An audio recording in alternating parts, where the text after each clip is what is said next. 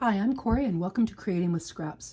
This video is not going to be a flips, flaps, and folds video. Instead, I'm going to go over the 2 for $5 that I mentioned, or 2 for $6, depending if you're international, and the ink holder, ink blending tool and ink holder that I created that several people asked about. Also give you a heads up, I will be filming later today the video on the slow stitch needle book. And this one is 5x4, and I'll show this one, but I've also got one that's a little bit bigger that holds the project right inside the book and has the option of you putting a hoop, an embroidery hoop in there as well. So that's coming later today. All right, first things first.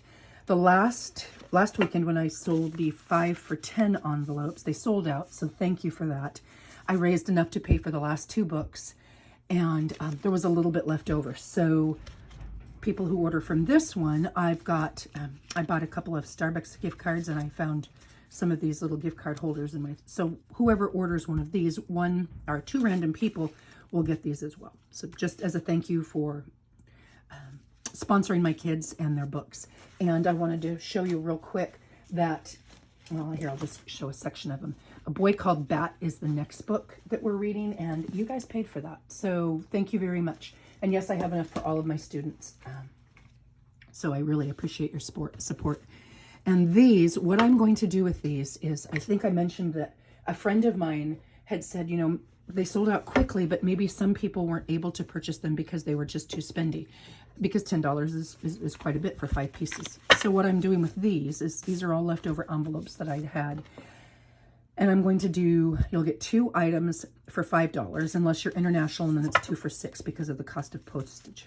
And what the 2 items will be is any scrap buster type item, a random scrap buster type item, and a cluster. And the cluster will come like this. I've got a couple bins of these.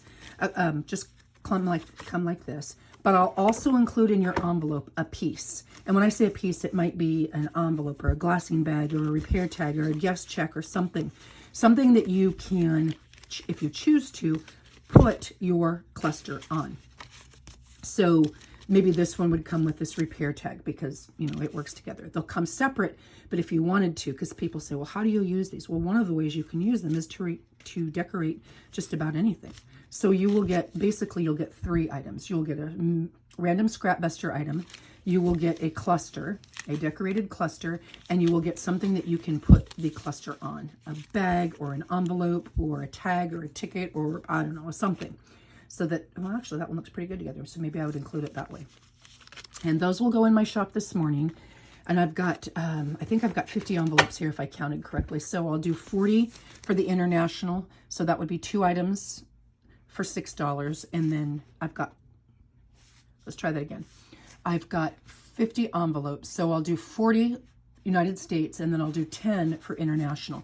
And if for some reason you're international, and just contact me and I'll make it work. But I've got basically 50. So that'll go in my shop this morning. The other thing going in my shop this morning are these ink holders. And I've got about 35 of these ready to go. And what I did is I used the items that I had on hand to make these. And I'll show you it. It came from, I had this one on my desk. I kept my blending tool kept rolling, and it was making me a crazy person. And my ink pad would wiggle around the table because there was nothing holding it. So I came up with this. And people asked me about, wait a minute, what is that? Where did you get it? Well, then I just made it with scraps from my garage. And then I modified it a little bit to have room on the side. So instead of the hole being centered, it's offset a bit. So if you use a blending brush, you can put your blending brush there. Or maybe you use your tweezers all the time, and it's a great spot for your tweezers. Or maybe you reach for your scissors or your ruler or something. But anyway, there's an extra little space off to the side. If you're an inker like me, you use this a lot. So all the new ones have this offset. And this batch, like I said, I've got 35 of them. And I'm going to sell these for $15 each plus shipping. Now, I shipped some out this morning, and shipping ranged anywhere from $6.40 was the least expensive to $9.10 was the most expensive. So if you're in a place that has traditionally spendy shipping, I highly recommend you selecting the priority mailbox, because this is one of those flat rate priority mailboxes, and it's the small size. And I want to say it's $8.55, $8.45. I don't remember what it is right now.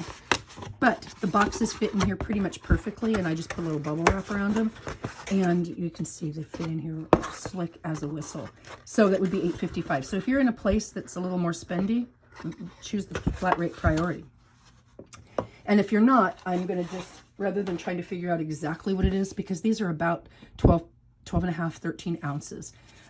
Rather than figuring out exactly what it is, I'm just going to call shipping a flat $7. $7 to ship it. That'll include bubble wrap, tape, postage, everything. So you can choose the priority for $8.55, $45, whatever that is, or you can choose the $7 shipping.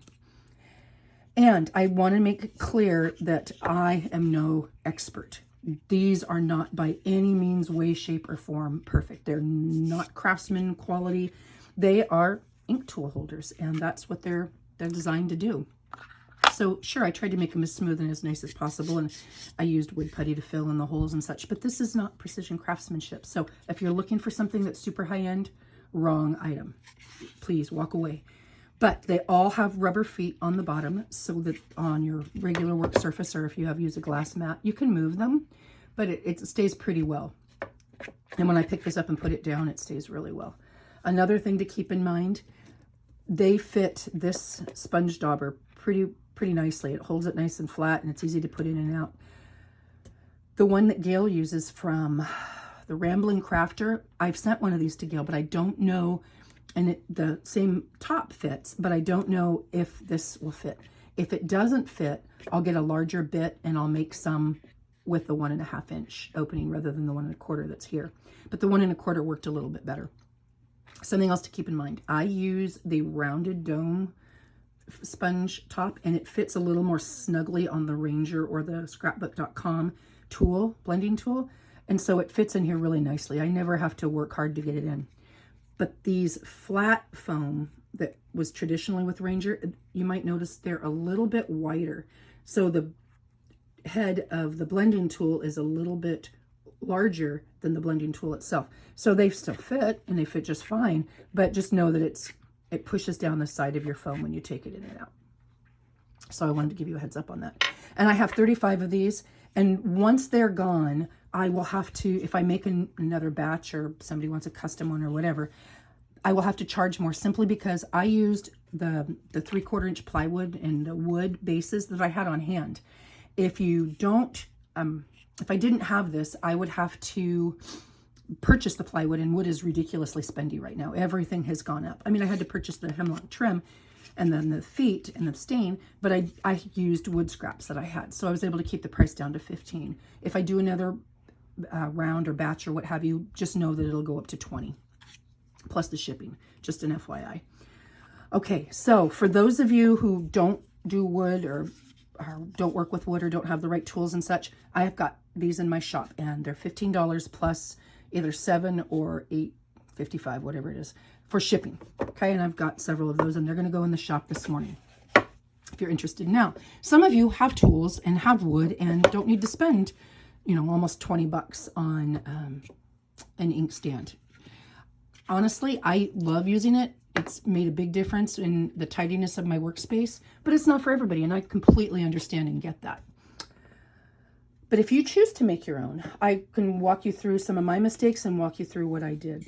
All right, my first recommendation, oops, sorry about that, I hit my camera, is use 3/4 inch or better wood. And the reason I say that is you need about 7/8 of an inch depth to hold the sponge dauber. Now you can use 3/4 of an inch if you've got a flat topped ink pad or foam pad, but you want about 7/8 of an inch if you use the rounded one, because that holds it in there really nicely. I don't know if you can see it back over there. It's kind of up at the top.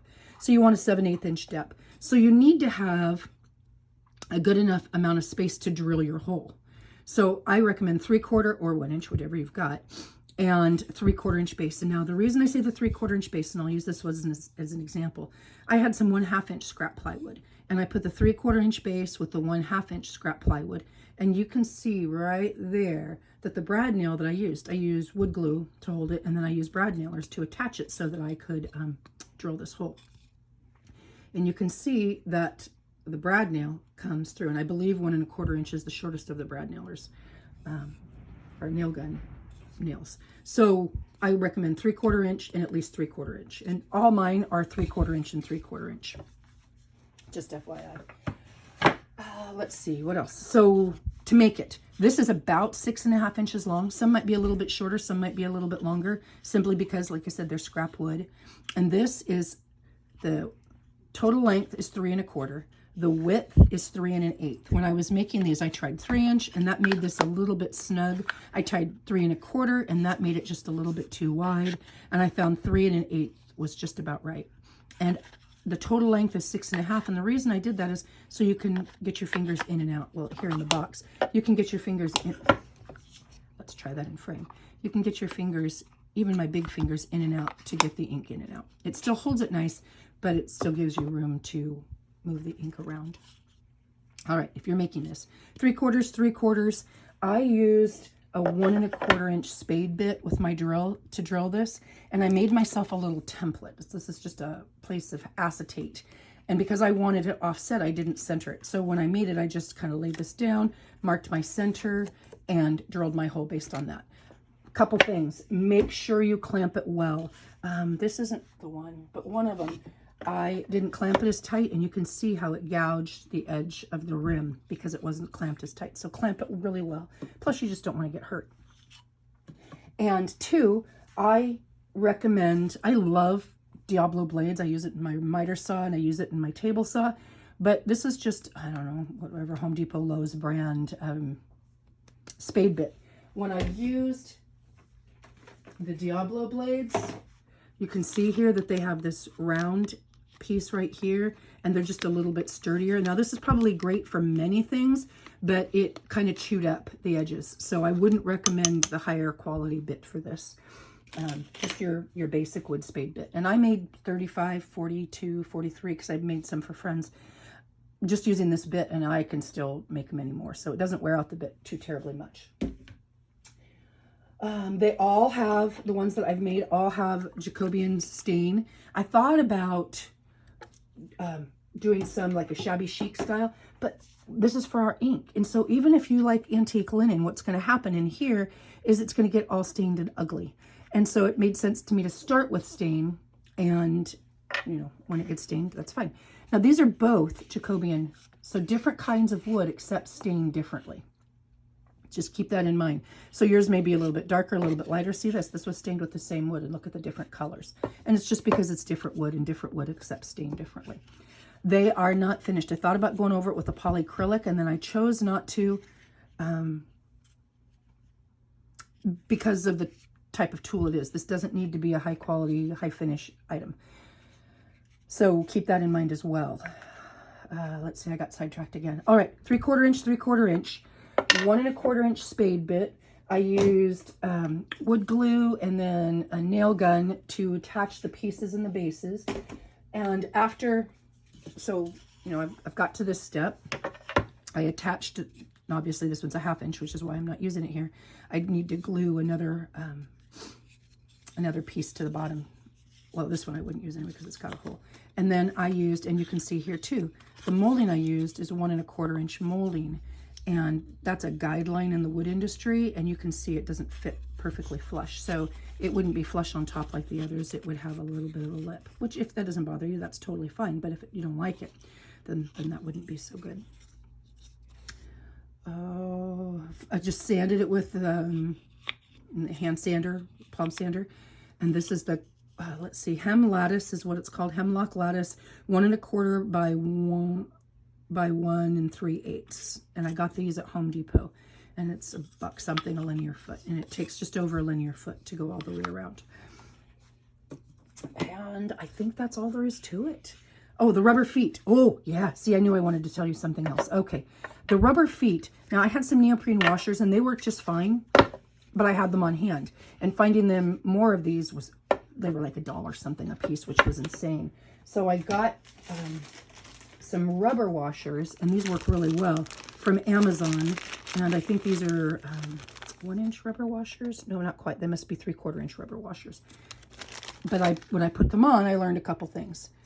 Gorilla Glue. I love Gorilla Glue, but what happens when you put the rubber washers on with Gorilla Glue? You can pick them right back off. The glue dries, and you can just pick them right back off. So I do not recommend using Gorilla Glue. I tried E6000. It was messy, but it worked. I tried regular old super glue, and it was fine, but it was a little thin. Highly recommend, and I should have done the research first, super glue gel. Gorilla Super Glue Gel works like a charm. It's easy to put on, and you can either use the kind with the brush and nozzle or just this. I found it really easy. I would hold the washer with a pair of tweezers and put the glue on and put it right on the bottom of the box once that was done. A tip, if you don't work with wood often, make sure your stain is dry before you try to put these washers on, because wet stain will keep you from having a good adherence. And again, this is the first one I did, but you can see, I mean, they do move, but they hold pretty well on there. And when I'm putting things in and out, they don't fly around. So for those of you who want to make your own, there are the dimensions. Let's see, I think I said it all. About 6.5 by 3 1/8, and then this block is about 3, just about half of it, I suppose. But you need at least 3 1/8 by 3 1/8 to fit your distress ink pad. And again, if you want to get your fingers in and out, you need a little bit more, which is why I made it a little bit wider here so I could get the pad in and out easily. All right. I look forward to seeing you later when we go over the tutorial for the slow stitch needle book. And I really hope this helps. And have a great day and happy creating. Bye-bye.